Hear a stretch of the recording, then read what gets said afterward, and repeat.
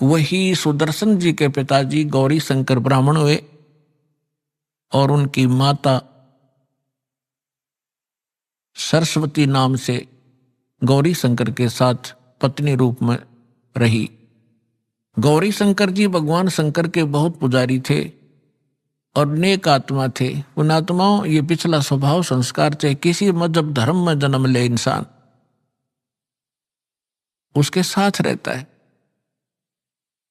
अब वो ब्राह्मण कुल में जन्मे थे और ब्राह्मण काशी के, तो तकरीबन उनका व्यवसाय यही था, रोजी रोटी बनाना, दुनिया को बहकाना, जंतर मंतर बताना, श्राद्ध निकलवाना, पिंड भरवाना, अटपट करना।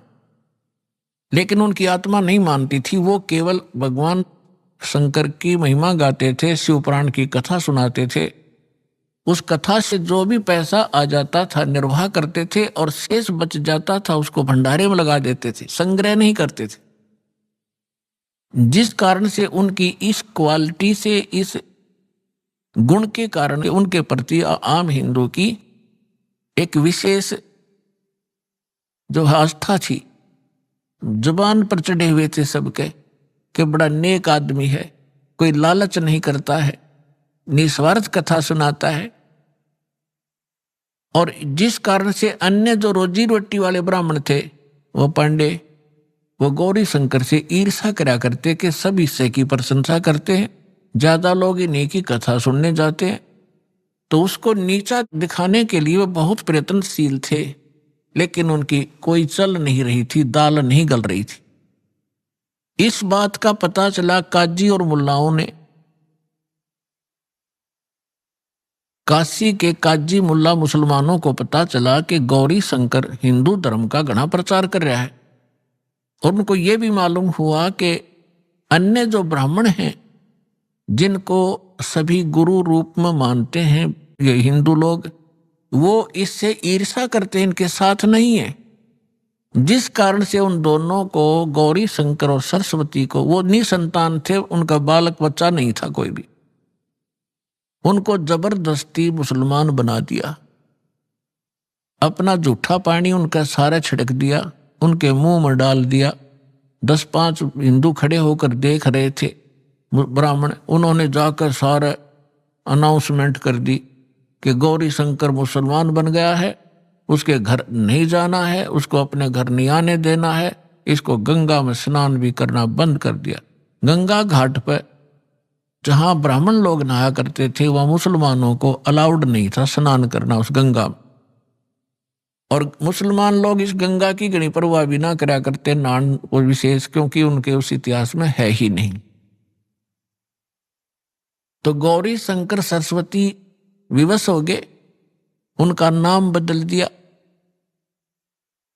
गौरी शंकर का नाम धर दिया नूर अली और सरस्वती का नाम रख दिया नियामत। अपभ्रंश करके उनको सीधा नीरू और नीमा कहने लगे। अब कोई भी हिंदू उनके पास कथा सुनने नहीं जाता था, शिव की कथा वो कर नहीं सकते थे क्योंकि मुसलमान बन गए थे।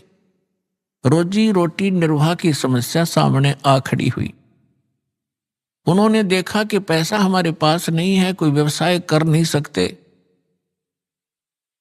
तो उन्होंने सिंपल सा तरीका खोजा जो बगैर पैसे से कोई धंधा शुरू हो। तो कपड़ा बुनने का कार्य शुरू कर दिया। उसमें कुछ नहीं करना, 4 डंडे से गाड़ने होते हैं, 5-4 बस। वो जंगल में से काट लाए और चूल्हे का काम शुरू कर दिया। वो निसंतान थे, संतान नहीं थी। ऐसे ही कुछ समय और बीत गया। वो भले ही मुसलमान बन गए थे, लेकिन भगवान शंकर की आस्था, श्रद्धा वो भुला नहीं पा रहे थे। जब भी कोई आपत्ति आती थी तो भगवान शंकर से अर्ज किया करते थे। अब गंगा घाट पर स्नान करना बंद करवा दिया। प्रतिदिन स्नान करने का स्वभाव उनका बना हुआ था। उसके लिए उन्होंने एक स्थान खोजा जो लहर तारा नामक एक स्थान था, जहां पर बहुत बड़ा एक सरोवर था, लहर तारा सरोवर। और उसके अंदर गंगा का ही जल वर्षा के समय में लहरों के द्वारा गऊ घाट के ऊपर से जहां पशु जल पिया करते थे वो किनारा कट जाता था और गंगा पहले बहुत फुल समीप पर चला करती थी वर्षा घनी होने पर 4 मास तक चौमासे में। तो उस गंगऊ घाट के ऊपर से पानी और फ्लो होकर लहरों के द्वारा उछल उछल के और एक बहुत बड़े सरोवर को भर दिया करता था। वो झील थी और फिर उसमें सारा वर्ष जल निर्मल रहता था। गंगा के जल में एक गॉड गिवन एक ऐसा मेरिट है, ऐसा गुण है, ये सतलोक से आई हुई है ये गंगा, तो वो कभी खराब नहीं होता। पुण्यात्माओं, जितने भी आज तक सतलोक के गुण गाने वाले राधा स्वामी पंथ से पहले कोई सतलोक जाना नहीं था। और इन्होंने कबीर साहब की वाणी में तो सतलोक सचखंड की पूरी विवरण है ही है, लेकिन कबीर पंथी भी ढंग से नहीं जानते थे। सतलोक वो भी कहते थे लेकिन सतलोक में कुछ नहीं मानते थे। चेतन ही चेतन है, वहां प्रकाश ही प्रकाश है, यही राधा स्वामी वाले कहते थे। और ये धन धन सतगुरु सच्चा सौदा जय गुरुदेव और निरंकारी तो कहते हैं भगवान निराकार है। और किसी हिंदू से पूछ ले, किसी मुसलमान से पूछ ले, किसी इस सिख या ईसाई से पूछ ले, परमात्मा को वो निराकार बताते हैं। अब सच्चाई, जिन महापुरुषों ने भगवान को देखा फिर इस दास पर रजा हुई। अब वहां क्या सारी सृष्टि ऐसी है जैसे यहां पर है, ये डुप्लीकेट है और वो ओरिजिनल है। वहां पर ये 5 तत्वों से बना हुआ कोई मटेरियल नहीं है, एक तत्व से बना हुआ। जैसे 5 तत्वों से यहाँ ये शरीर बना हुआ है, अब इसमें कोई तत्व दिखाई नहीं देता, ये 5 तत्वों से बना है। मृत्यु के उपरांत इसको जब सभा किया जाएगा ये अपने अपने तत्वों में बट जाएगा। इसी प्रकार वहां एक तत्व से सारी सृष्टि, सभी पदार्थ एक तत्व से, काजू किस्म सेब संतरे ये अनार एक तत्व से, हमारा शरीर एक तत्व से, तो वहां केवल एक नूरी तत्व से ही बना हुआ होता है। तो जो अमर सरोवर है वहां से सतलोक से ये गंगा आई है। परमात्मा ने एक सैंपल भेजा है कि हमारे लोक में ऐसा मटेरियल है, ऐसा पदार्थ है जो कभी खराब नहीं होते। और वहां तो लोक ही बहुत सुंदर है, वहां तो खराब होने का मतलब नहीं। और यहाँ इस गंदे लोक में 10 दिन में पानी में बदबू हो जाए, और यहाँ पर गंगा का जल खराब नहीं हो रहा। ये सतलोक से आया हुआ ये मटेरियल है, पदार्थ है। तो ऐसे दूधों की नदियां वहां सरोवर भरे हैं, दही के सरोवर भरे हैं, वहां पर शहद के सरोवर भरे हैं, हर तरह के पदार्थ हैं।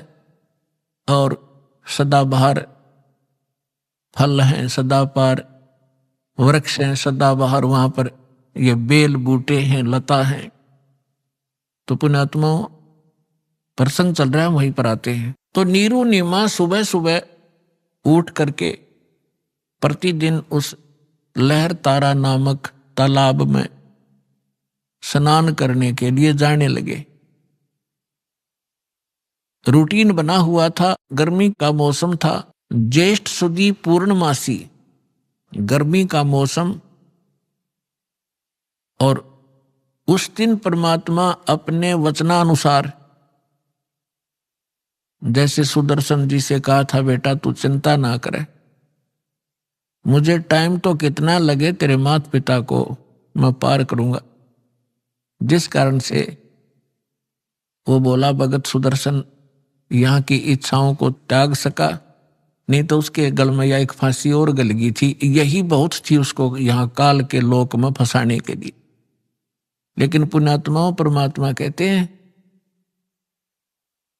मेरी शरण में जब आप आ जाओगे, फिर मेरा काम है, तुम मेरी मर्यादा में रहना, मुझसे दूर ना होना, फिर मैं आप करूंगा तुम्हारे सारे काम। कैसे तुम्हें पार करना है वो फिर मेरी ड्यूटी है। अब जैसे परमात्मा ने एक फार्मूले बताए हैं, द्वार धनी के पड़ा रहे, धक्के धनी के खावे, 100 काल झकझोल ही पर द्वार छोड़ ना जावे। एक तरीका बताया है कि द्वार धनी के पड़ा रहे और धक्के धनी के खावे, यानी अपने सच्चे दरबार में अपने सतगुरु के पास यहां आता रहे, चाहे कुछ भी आपको लोग कहें और कोई छोटी मोटा ऐसा कोई दुख भी आप पर आ जावे, उसमें अपनी हिम्मत नहीं आ रहे और भगवान से दूर मत होना। इसलिए कहते हैं द्वार धनी के पड़ा रहे और धक्के धनी के खावे। सतलोक यानी आश्रम में आता रहे जाता रहे, छोटा मोटा कोई उक चुक हो भी जा, हिम्मत नहीं आ रहे। कबीर साहब कहते हैं सत ना छोड़े सूरमा, सत छोड़े पत जा, और सत के बांधे लक्ष्मी फिर मिले किया। फिर फार्मूला बताया है कि द्वार धनी के पड़ा रहे धक्के धनी के खावे, सौ काल झकझोल ही पर द्वार छोड़ दीजिए। तो परमात्मा भी और भी कहते हैं कि जो जन मेरी शरण है, जो एक बार मेरी शरण में आ गया और गुरुद्रोही हुआ नहीं, फिर उसको मैं छोड़ूंगा नहीं, पार करके ही छोड़ूंगा, समय कितना लग जाए। जो जन मेरी शरण है ताका हूं मैं दास, और गेल गेल ला गया फिरूं जब तक धरती आकाश। तो पुण्यात्मा, अब परमात्मा ने अपना वचनानुसार उनको निकालना था। यदि वो ब्राह्मण बने रहते, उनमें अभिमान की कमी नहीं थी, और जहां अभिमान है वहां भगवान मिल नहीं सकता उन व्यक्ति को। आज से 600 वर्ष पहले ब्राह्मण वर्ग एक बहुत ही उच्च कोटि के माने जाते थे। इनको हमारे क्षेत्र में दादा नाम से पुकारा जाता था, चाहे छोटा सा बालक हो, और बहुत बड़ी महिमा थी इनकी। उस समय परमात्मा ने पहले तो उनकी वह मरोड़ काटी, वो बनाए मुसलमान, उस ब्राह्मण कुल से हटाया। अब वो बेशक मुसलमान बने हुए थे, लेकिन वो तो एक सिंपल मैन थे, गुजारा करते थे अपना, जैसे भी नमाज नमूजू न बता दी वह कर रहे थे, लेकिन अंतःकरण उनका टूटा हुआ था, उनके अंदर कोई अभिमान नहीं था। तो परमात्मा ज्येष्ठ सुदी पूर्णमासी संवत 1455 सन 1398 को ब्रह्म मुहूर्त में, ब्रह्म मुहूर्त कहते हैं सूर्य उदय होने से लगभग 1.5 घंटा पहले। यहाँ थोड़ा सा प्रसंग और सुनाना अनिवार्य है कि स्वामी रामानंद जी एक ब्राह्मण थे। वो काशी के अंदर अधिकतर ब्राह्मण लोग जो थे वो ऊत भूत की पूजा करते और करवाते थे। सदग्रंथों, वेदों और पुराणों से वे दूर चले गए थे। उस महापुरुष ने आकर के वहां पुनः वेदों का, पुराणों का आदि श्रीमद् भगवत गीता का प्रचार करना शुरू किया, जैसा उनको नॉलेज था। उन्होंने 1400 ऋषि बना रखे थे अपने चेले, उनको संत रूप में उनका एक पहचान बना रखी थी। वैष्णव परंपरा से जो दीक्षित होते हैं वो सारे उनको बाह्य आडंबर करवा रखे थे। लंबा तिलक लगाना, गले में एक तुलसी के मनिये की एक माला डालना, ओनली तुलसी के लकड़ी का एक मनिया होता है। इस प्रकार के आप लक्षण वाले को वैष्णव संत बोलते हैं। तो 1400 वैष्णव संत बना रखे, वो जगह जगह प्रचार किया करते थे, और जैसे रामानंद जी ने उनको साधना बता रखी थी वो साधना भी किया करते थे। उन 1400 ऋषियों में से एक ऋषि थे अष्टानंद ऋषि, और वो प्रतिदिन उस लहर तारा तालाब के ऊपर जाकर स्नान किया करते थे। और वहीं वो जंगल सा था, आसपास वन थे, पहले वन जंगल तो बहुत होते थे सभी जगह। वहां बैठकर वो सुबह सुबह स्नान करके अपने गुरुदेव जी द्वारा बताई गई साधना को वहां घंटों किया करते थे, और प्राकृतिक सौंदर्य का आनंद भी लेते थे, शांत वातावरण में करते थे। उधर से अष्टानंद जी स्नान करके अपनी साधना करने के लिए मृगछाला बिछा कर और बैठे थे। परमात्मा सतलोक से आए सशरीर एक शिशु रूप धारण करके। उनके शरीर का इतना तेज था, अष्टानंद जी ने देखा कि ऊपर से कोई प्रकाश का गोला सा आ रहा है। जो ही ऊपर को नजर उठाई, उसकी आंखें परमात्मा के उस बॉडी के नूर को सहन नहीं कर सकी, आंखें बंद हो गई। जैसे हम सूर्य की ओर कभी देख लेते हैं गलती से, तो सूर्य के प्रकाश को हमारी चरम दृष्टि सहन नहीं कर पाती, हम आंखें बंद कर लेते हैं। आंखें बंद करने के बाद हम क्या देखते हैं कि सूर्य का आकार प्रकाश रहित एक गोला सा अलग दिखाई देता है, और जिधर भी हम करते हैं वैसे ही उधर ही वो दिखाई ही देता रहता है। इसी प्रकार जब उस अष्टानंद जी की आंखें बंद हुई, उसने क्या देखा, एक नवजात शिशु दिखाई दिया।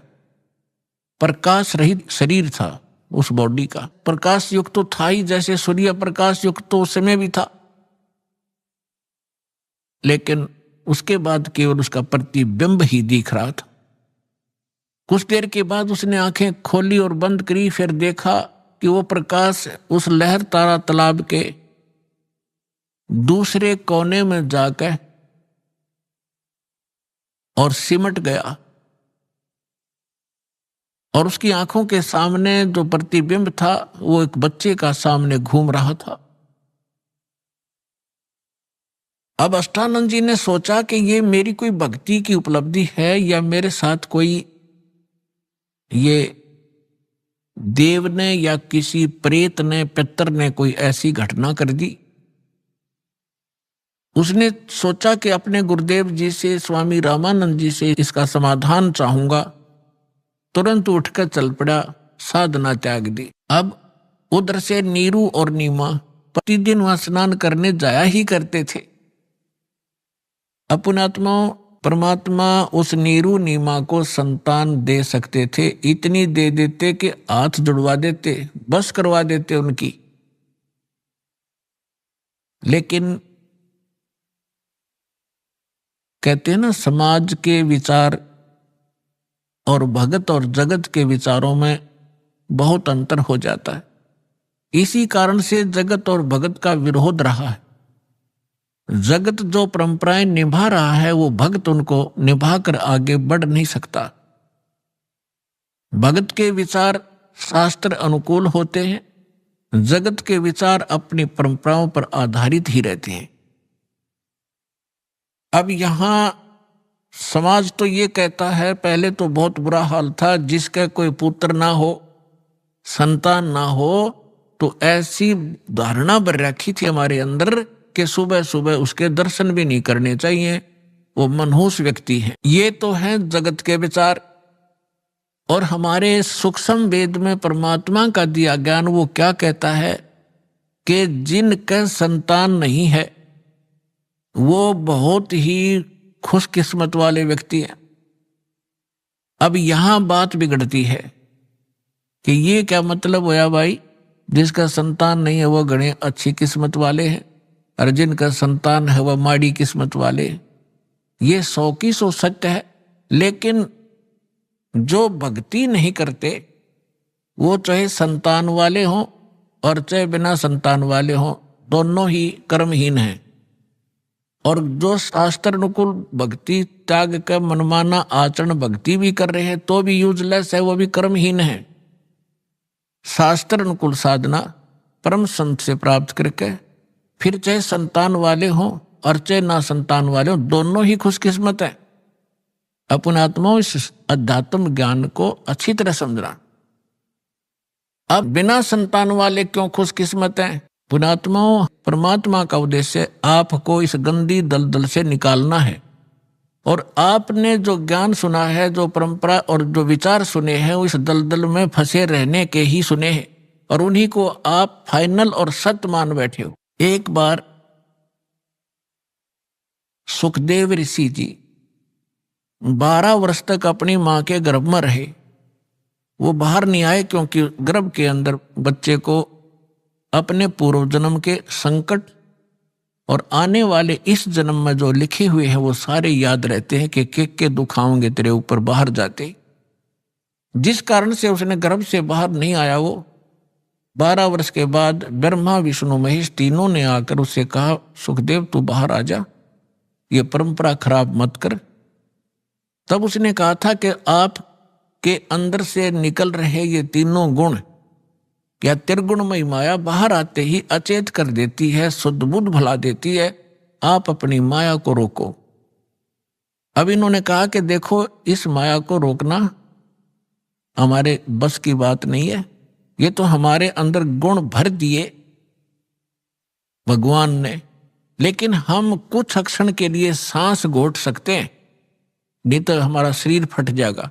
ये इतनी देर तक, बस इतनी देर, फ्रिक्शन ऑफ सेकंड हम इसको रोक सकते। तब सुख